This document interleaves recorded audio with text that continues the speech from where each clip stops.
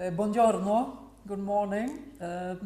President of the province of Potenza, Mr. Nicola Valluzzi, dignitaries, officials, representatives of the Italian government, of the region of Basilicata, of the province of Potenza, and many mayors and foreign guests.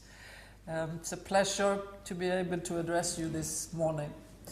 Let me first thank the president of this province of Potenza, Mr. Nicola Valluzzi, for hosting this very important meeting.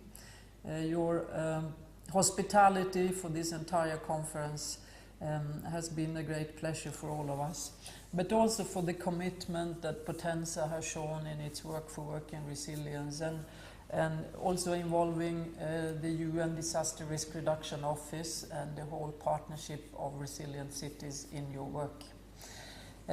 This conference that is going to take place in the next few days is an important stock-taking event for Potenza, but also for all of us who collaborate with Potenza. I know that for 10 years officials and communities have been working on their resilience. And what we are going to focus now on is exactly the strategy towards a comprehensive strategy for resilience against disaster risk and climate change that the province of Potenza has worked with. The importance of the local, of course, you are the first ones to know that. Over 10 years ago, United Nations member states met in Japan, in Kobe, and they agreed on the Hyogo Framework for Action, a global framework that guides how countries and communities work together on reducing disaster risk. This was just after the catastrophic Indian Ocean tsunami, which was the strongest earthquake to date, recorded, also causing a major tsunami, killing well over 200,000 people in 14 countries in the world.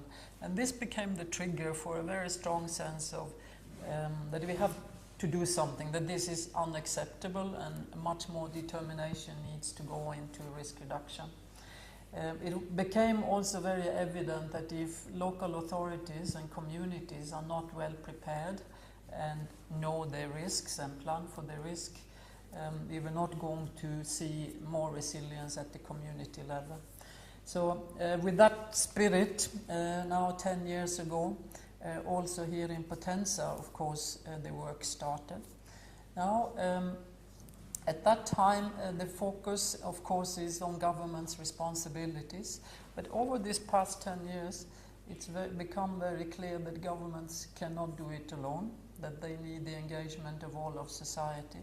And in particular, the recognition over these past decade, but also now as we are discussing the next 15-year framework for disaster risk reduction, the focus on the local authorities and their communities is very strong, both in terms of their knowledge and their capacity, but also on how they need to be strongly involved in planning, preparation, and taking the lead more firmly as they prepare for their resilience work towards climate change and disaster risk reduction. Today, after 4 years, the United Nations Disaster Risk Reduction Office, we were wondering how we can mobilize local governments, give more visibility to their work, and at the same time increase the interest in what they are doing. So we launched a campaign, Making Cities Resilient campaign, and today it's got well over 2,600 participating local authorities in all continents in the world. In Europe alone, 660 local authorities have joined the campaign. And today, since we are also nominating the province of Potenza as a role model, it joins 14 other role models in Europe. So what is a role model? Well, it is a local authority, and in this case it's the province that has demonstrated expertise but also willingness to lead in an area of work. and the area of work can be different. Here in Potenza, what we particularly would like to recognize is the work engaging with all stakeholders in the community. An inclusive approach to community resilience is, of course, a critical instrument. Unless community organizations and individual citizens and all parts of society is involved, the resilience will be very difficult to achieve over a long time. The stage where we are now is, of course, 100 municipalities in Potenza over in 2014 in the summer together signed up to the campaign. They also have done the local government self-assessment, and this means that they are now very aware about what their strengths and weaknesses are, and that's the foundation for the collaboration and the guidance that the province can offer in this work. And above all, of course, it is also the instrument for how the municipalities can work with the various community groups. As part of this work, a number of stakeholder groups, of community groups, have engaged and also analyzed how they can take responsibility and contribute to the process of building more resilience. And in that process, today you will hear a number of experiences that they have, what their commitments are. And I can assure you that this is a very critical contribution, both to the work locally, but also important to share internationally and regionally. I have learned also here over the past day, as I was able to visit you during the weekend, a lot about what Potenza has been doing. A few particular things is the focus on safe schools, where investment in better school buildings and the quality to make them safer, but now also efforts on including disaster risk reduction, resilience and climate adaptation into education, including environmental learning.